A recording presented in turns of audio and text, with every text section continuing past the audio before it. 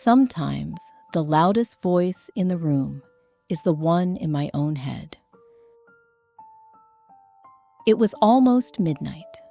The office had emptied hours ago, but I stayed behind, hunched over my laptop, staring at a blinking cursor that seemed louder than the hum of the fluorescent lights above me. Each flicker of that cursor felt like a taunt. Prove you deserve to be here, or admit you don't. The city lights outside flickered against the glass walls. From this high floor, I could see tiny trails of car headlights winding their way through the streets. People heading home, families gathered around dinner tables, couples laughing over late-night dessert, and me, alone at my desk, with only the echo of my thoughts for company. My blazer was draped over the back of the chair. My shoes sat kicked off under the desk. My shoulders were heavy, slouched forward like I was already bracing for judgment. The cursor blinked. My chest tightened. I could almost hear the imagined voice. You're not good enough. You shouldn't be here. Any minute now, they'll find out. I tapped the keyboard, typed a few lines, deleted them, tried again, deleted again. Nothing I wrote looked strong enough, polished enough, convincing enough to prove that I had earned this desk. Even the empty boardroom across the hall felt like it was watching me. The chairs lined up around the glossy table looked less like furniture and more like judges, waiting for me to step in and defend my existence. That's what imposter syndrome does. It doesn't just whisper that your work isn't good enough.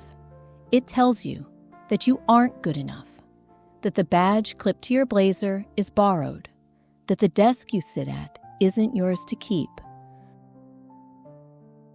And in that silence, I felt a fear that wasn't loud, but steady, pressing down like a weight I couldn't shrug off. The fear of being exposed as a fraud. If you've been here too, you know how exhausting it is. It's not just about doubting a project or replaying a small mistake. It's about doubting your right to even be in the room. And once that thought digs in, it can be hard to hear anything else.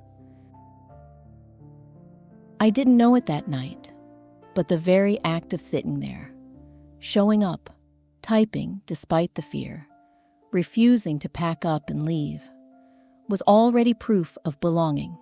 I couldn't see it yet. All I saw was the blinking cursor and the weight of doubt. But even in that quiet office, I had already earned more than I gave myself credit for. I kept waiting for someone to tap me on the shoulder and tell me I didn't belong. That thought followed me everywhere, into meetings, into open houses, into every phone call with a client. I'd sit in the weekly team briefings, heart racing under my calm smile, bracing for the moment someone would finally call me out. You don't belong here. You're too young, too green, too unprepared. Part of it came from my age. I was 25, sitting among colleagues who were 10, sometimes 15 years older. They had years of runs on the board. They talked about mortgages and renovations and schools for their kids. I was still figuring out how to balance rent with car repayments, still proving I could close deals without second-guessing every sentence that left my mouth. And part of it came from being a woman in a field that didn't always welcome me equally. Too many times, I'd walk into a client meeting only to be mistaken for the assistant. A laugh would follow, a quick correction. But the damage was done. I'd spend the rest of the meeting overcompensating, as if I had to claw back authority that should have been mine from the start. And then there was my family. Growing up, Success wasn't a suggestion, it was a responsibility. My dad measured stability by how well you could withstand scrutiny. My mom measured worth by how well your achievements compared to everyone else's children. As the eldest daughter, I carried both.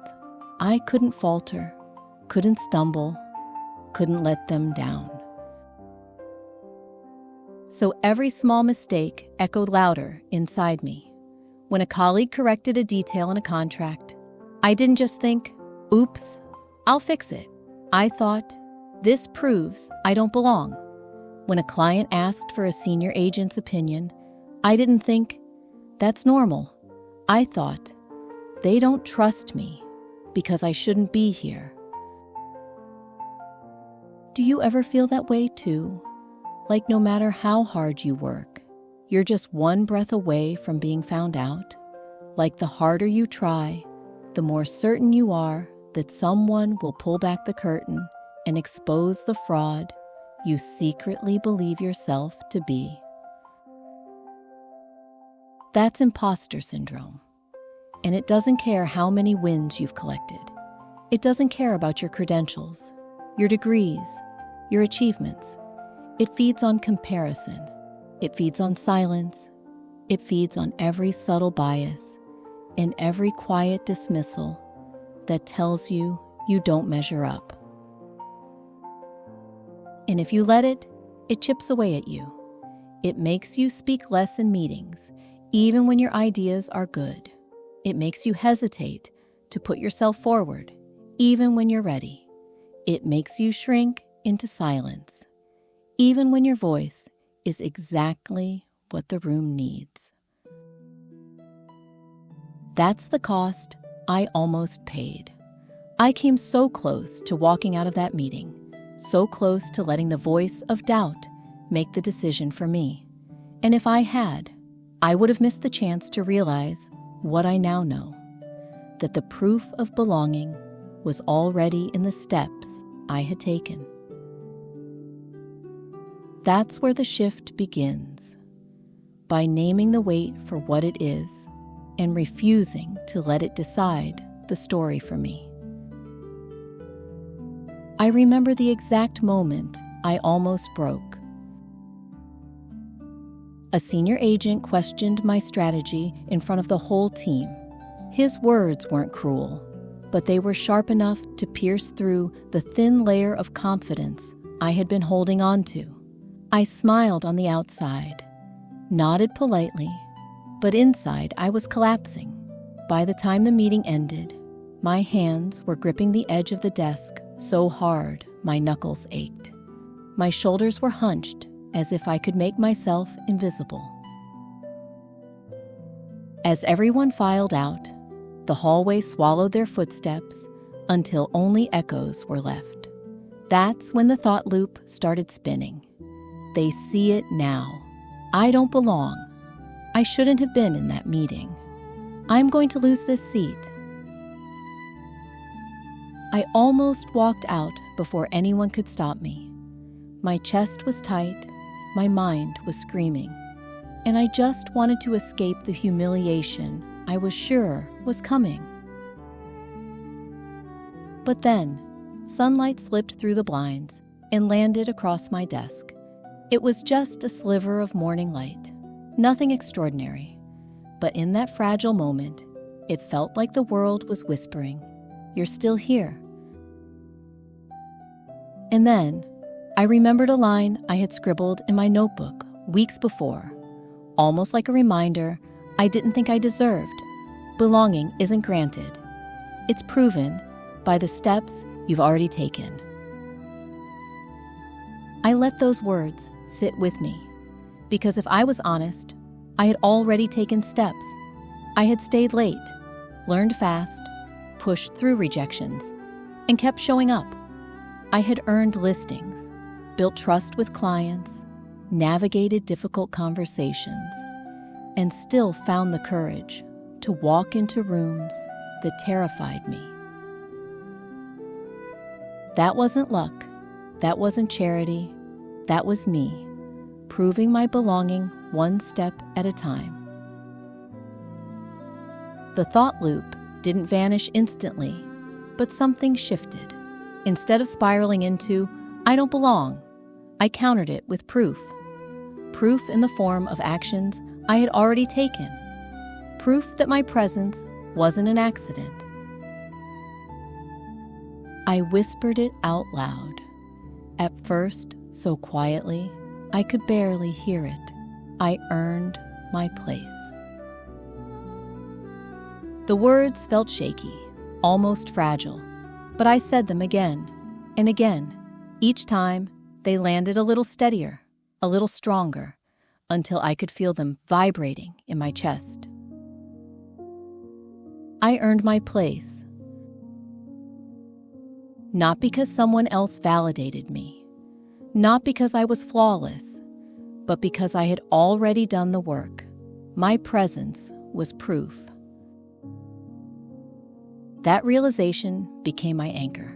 And even now, when the old voice tries to creep back in, I return to it. I remind myself, my work has already spoken for me. My belonging doesn't need to be borrowed. It's already lived. But my work has already spoken for me. I've earned my seat. That's the truth I hold on to now. And I want to let you feel it in your own body the way I felt it in mine. Because it isn't enough to hear it in your head. You have to ground it into yourself. Here's how I do it. I plant my feet firmly on the ground. If I'm sitting, I press the soles of my shoes against the floor until I can feel the weight traveling up my legs. If I'm standing, I spread my weight evenly, toes and heels, so I know I'm steady. And then I breathe. Inhale for 4. 1, 2, 3, 4. Hold for 2. 1, 2. Exhale slowly for 6. 1, 2, 3, 4, 5, 6. I repeat this cycle until my chest softens and my shoulders drop. This is 4-2-6 breathing, and it brings me back to myself every time. As I breathe, I add the words, "I belong here." On the inhale, I. On the hold, belong. On the exhale, here. I whisper it, then I say it steadier. Then I let it become a bold declaration. Whisper, steady, strong. The way a truth grows when you finally believe it. I remember the first time I did this at my desk. The office was still, the city waking outside. My feet pressed into the carpet. My breath followed the rhythm, and the words rose with me. I belong here. It felt awkward at first, like I was lying to myself. But with each cycle, I felt the tension in my jaw release. The knot in my stomach loosened. The thoughts slowed down enough for me to realize this wasn't just wishful thinking. It was proof in motion. My body reminded me what my mind had forgotten. I had already earned this place. That's what I am practicing every week, 5 times, just 5 moments of proof. Write them down as they happen. Maybe it's finishing a task you didn't think you could. Maybe it's a kind word from a colleague. Maybe it's just showing up when I want to disappear. By the end of the week, I'll have 5 small sentences of proof. And when the voice tells me you don't belong, I'll have evidence to whisper back. But I earned my place. That's how I keep going, breath by breath, proof by proof. Tonight, I can finally say this. I shifted from doubting my place to planting small roots of belonging. It didn't happen because someone handed me a title or offered me permission. It happened in the quiet moments I used to overlook. A whispered mantra at my desk. A steady breath when my heart wanted to sprint. A simple decision to stay in the room, even when my mind screamed to leave. That's where the shift took root. At work, it shows up in small ways. When I make a mistake now, I still feel the sting, but I don't let it unravel me completely. I remind myself, one error doesn't erase the steps I've already taken. I can hold both truths, that I slipped and that I still belong. At home, when the questions start, 25 already, when will you settle down? I don't hear them as verdicts as often anymore. They're still heavy, but I know my belonging isn't up for debate at a family dinner. My worth isn't on trial just because I haven't checked the same boxes as everyone else. And inside myself, I feel a kind of quiet trust I didn't know was possible. For years, I thought belonging meant I had to be flawless. Now I see it's about being rooted. Not perfect, rooted. Each task I complete, each time I show up, even when I doubt myself, each small step forward, it all becomes another root anchoring me here.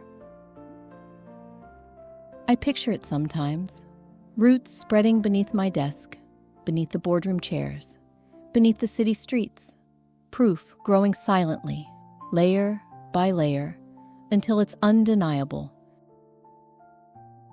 And that's the truth I want to carry with me and to share with you. Belonging isn't a finish line someone else lets you cross. It's lived one breath, one choice, one proof at a time. So, if you're listening to this and you've been shrinking yourself, waiting for someone else to validate your presence, I want you to know I've been there. I know that ache of feeling like a fraud, but I also know this. The fact that you're here, still trying, still showing up despite the fear, that's proof already. That's enough to start planting your own roots. I don't measure myself by whether the fear disappears completely. I measure it by whether I keep choosing to stay, whether I keep choosing to breathe, whether I keep choosing to tell myself, I earned my place.